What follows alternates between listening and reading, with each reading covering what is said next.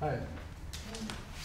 Would you agree that what we have here is Phaedrus's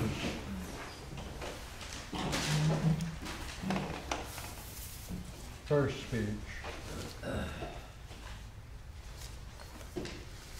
then the second speech is Socrates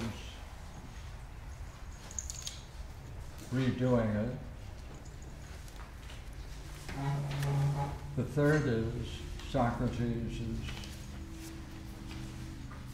doing it ideally.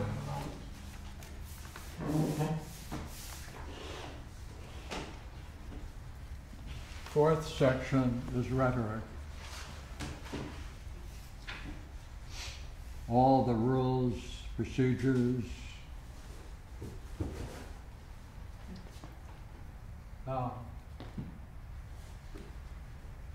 Look here, see? Socrates is criticizing the Lysias speech that Phaedrus is giving in the first part.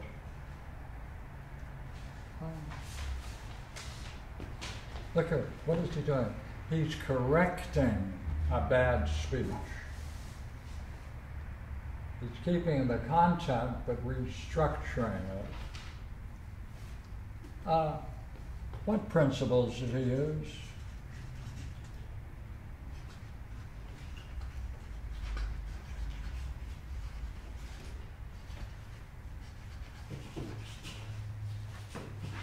The principles he uses are in the last section.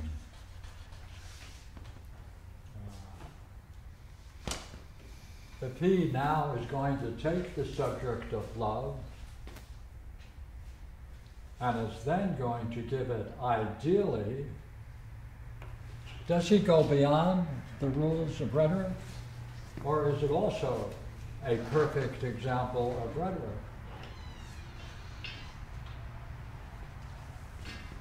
So therefore,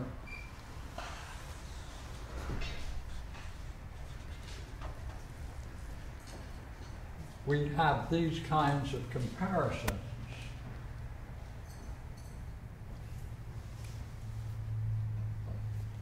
And one dialogue. One more thing.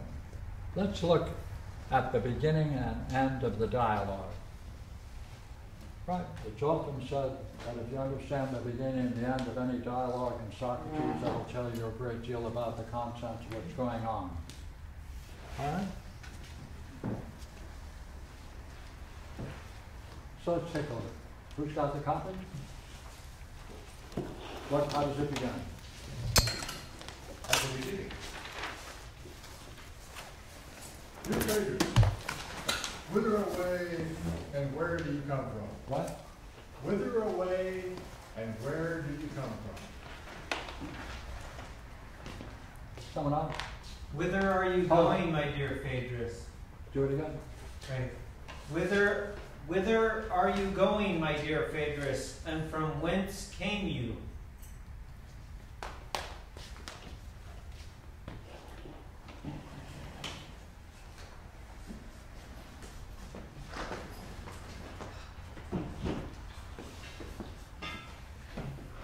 How does it end?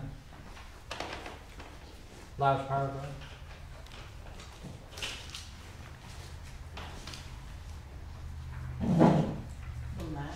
Last paragraph. Let me also share in this prayer? Or Socrates? O beloved Pan? Yes. Okay.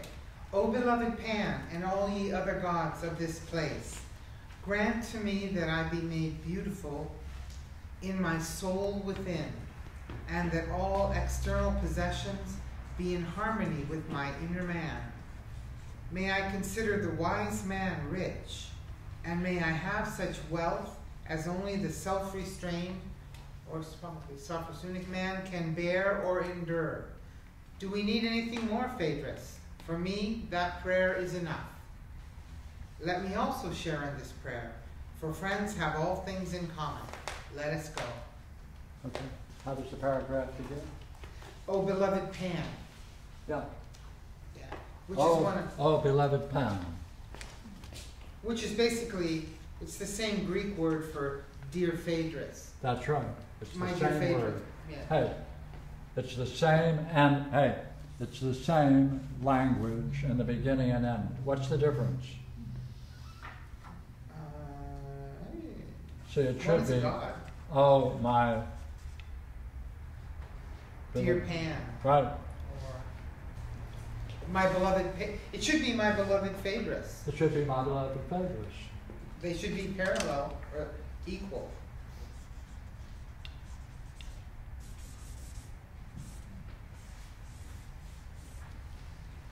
He's got two kinds of love. Yes. Huh. He's got two kinds of love. And he stresses it in the Greek, doesn't he? Mm-hmm. Oh, my beloved Phaedrus. Oh, my beloved Pan. Mm-hmm. Right? Hmm. Hmm. Now, what does that tell us about the whole dialogue? Well, it too should have kinds of love in it. At Should have least two two, kinds of yes. love. Right? Should have two kinds of love.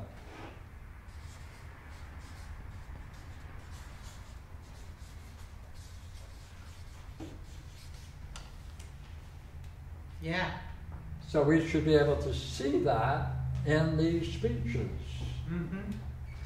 All right? Yes. Well then, let me ask you then.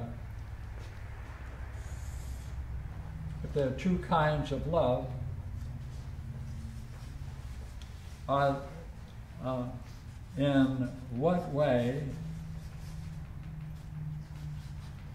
what ways are they similar and not? Hmm.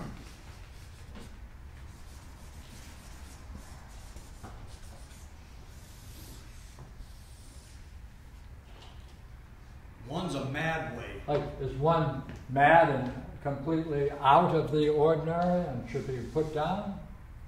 Or is there some similarity between the two? See? Where would we find that? And how would we find it? In the text by reading? Yeah. Let me go over it again, all right?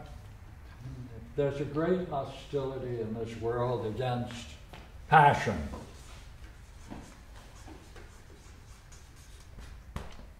All right, many people are on the side, put it down, you'll never get holy and spiritual if you got yourself some of this stuff. This is the, and also that's connected with this other terrible word. Pleasure, passion. Can we add a third? Satisfaction, or to be satisfied? Under what conditions?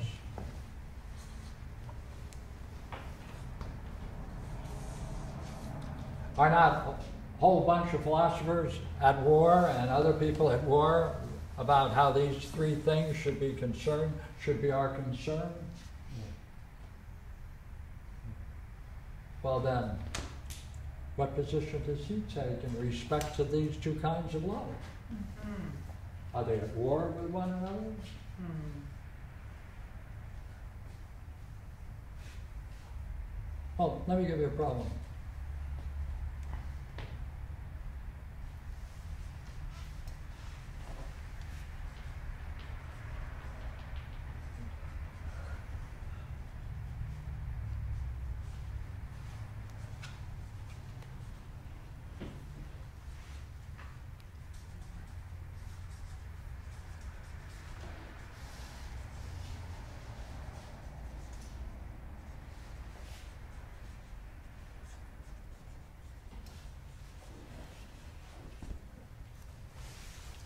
What if the dynamics of the one matches the dynamics of the other?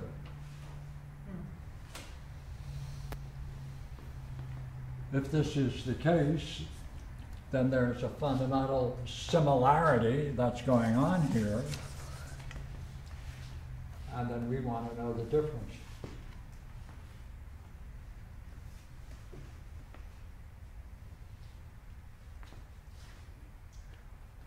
So let's put it in terms of the war between passion and the physical realm, and he's using the idea of sexuality and all of its kinds, and comparing it with the spiritual.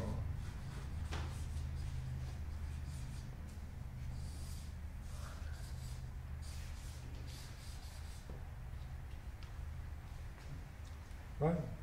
For many people, these are, like, would you agree the last time we talked about Paul? His whole religion is based upon the tension between these two. They're radically different, they're at war with one another, they can never be reconciled.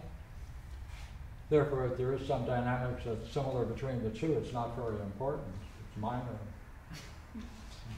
Because we have Paul. Yeah.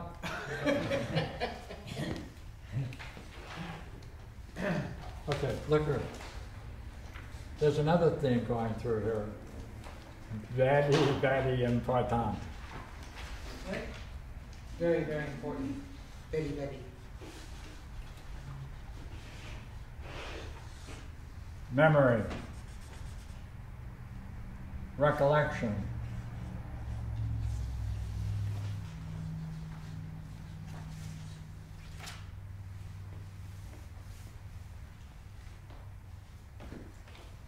Let's see how it's going to be played out, right from the beginning. He meets Phaedrus right in the beginning, and what happens? Phaedrus has under his cloak, has a copy of the speech he's memorizing. Yes. So what do you want to... Yeah, got a good, thank you. Yeah. Did you want to quote about that? Yeah. Well, he does say at the bottom of, at 228, what are you saying? Do you suppose that I would pay two? Yeah. Stephanus. Stephanus number 228. 228. Okay. That's a quote about memory. So he says. Go ahead. What are you saying, my dear Socrates? Do you suppose that I, who am a mere ordinary man, can tell from memory, in a way that is worthy of Lysias, what he, the cleverest writer of our day, composed at his leisure and took a long time for? Far from it. Yet I would rather have that ability than a good sum of money. Is that the one you meant? No, that's the second one. Okay. Oops. That first one, let's see. But Socrates means Phaedrus. Well, he's saying, what was your conversation? Uh-huh. He's asking him, what was your conversation to Phaedrus, right? Go ahead. So, what was your... From Lysias, Socrates, the son of Cephalus, for I am going for a walk outside the wall, for I spent a long time there with Lysias, sitting since early morning, and on the advice of your friend and mine, Acumenus, I am taking my walk on the roads, for he says they are less fatiguing than the streets. And so he's talking about a really long conversation. He is right, my friend. Then Lysias, it seems, was in the city? Yes, at Epicrates' house, the one that belonged to Mauricus, near the Olympium. What was your conversation? But it is obvious that Lysias entertained you with his speeches. You shall hear if you have leisure to walk along and listen. What? Don't you believe that I consider hearing your conversation with Lysias a greater thing even than business, as Pindar said? Lead on then. Speak. Indeed, Socrates, you are just the man to hear it. For the discourse about which we conversed was, in a way, a love speech.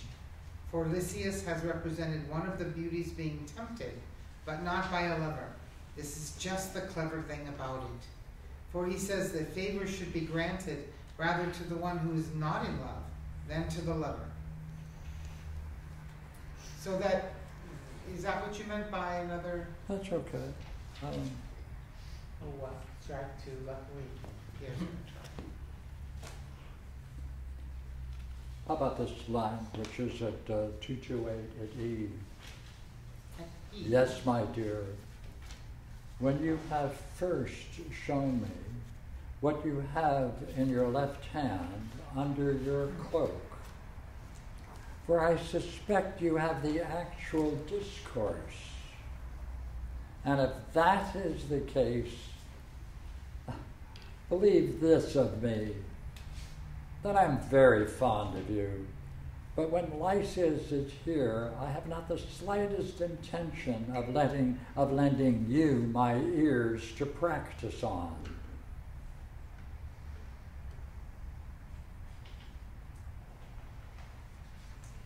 What is that? Well, he's going to practice. He was out to practice his memory. Yep. And Socrates says, if you've got the discourse right with you, why shall I allow you to practice on my ears? Yeah. So he's going to memorize a written speech. Yes. Right. So, you see, what we're looking at is a spontaneous speech from Socrates on two levels. Right?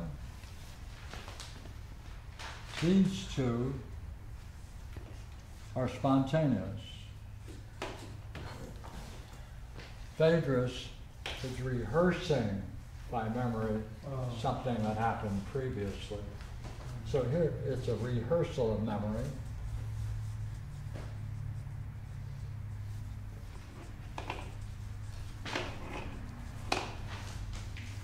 Now the question is, why is he spending so much time in image after image about memory?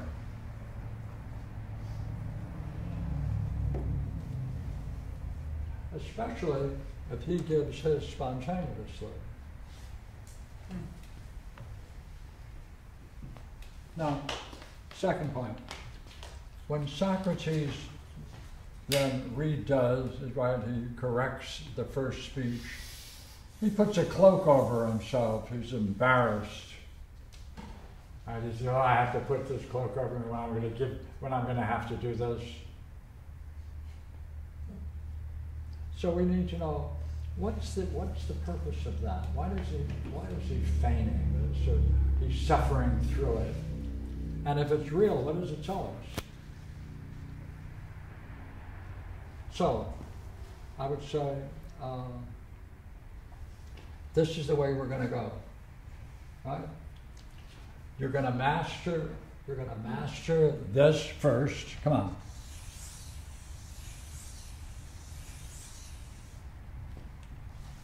And we're going to give grades. 1, 2, 3. They get grades based upon this. And we want to see if there is this issue of a similar dynamics between the physical and the spiritual. That's where we're going? Right? Or does anyone want to proceed talking about this now? We could read it. All right. Okay, next time? Next That's time where we go? we'll spend 5 minutes next time, Jim. We have so many dreams, there's like no time to do the. Well, I was late. Oh. Yeah, you're right. Oh, okay. Yeah, that's a good point. We'll try to cut it off then at 10 o'clock. Yeah. Okay. Or Yeah. 8 to 10, yeah, let's do that. Thank you. Excuse me for being late last time. Thank First you. time in Thank a you. long time. Pierre, Go do you ahead. have any news about Alan Hartley? I heard he had. Pardon, Julia? Alan Hartley, is there any news? Oh, yeah. Alan Hartley had 4 arteries blocked, heart attack, then some other complication which I didn't understand and I didn't explore. And so they had a big surgery going on, and he's in a room that has so many mechanical devices, it's startling to think about. And he was out. Ah. But I talked to him and he came out of it and it looked like he can't say anything. He has no longer a speech at this point. But he moved his fingers and did a hello, Pierre. So, Okay. so that's a difficult thing. Some kind of stroke then? And when they went to surgery, they found 4 nearly totally clogged arteries that they had to repair. A bypass. Yeah. And he's on kidney dialysis. Pardon? Kidney dialysis too. Kidney dialysis. Yeah, He's on- that's yeah, right. Yeah.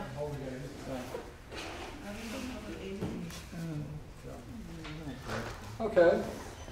But so far he's hanging in there. Okay. He's hanging in there so far though. So far, he's hanging in there. Yeah, what time is it now? For donation. What time It's is it? 11:05. What? 11:05. Okay, if anyone wants to pay me for tomorrow, I'll take that now. Or if you have donations, just for Right. tonight, that's Go good ahead. too. I wanted to tell you something. The first 21 years of my life, I hated it. And I blocked it out. Oh. It wasn't until I started taking philosophy that I started loving it. Yes. Yeah, that's it.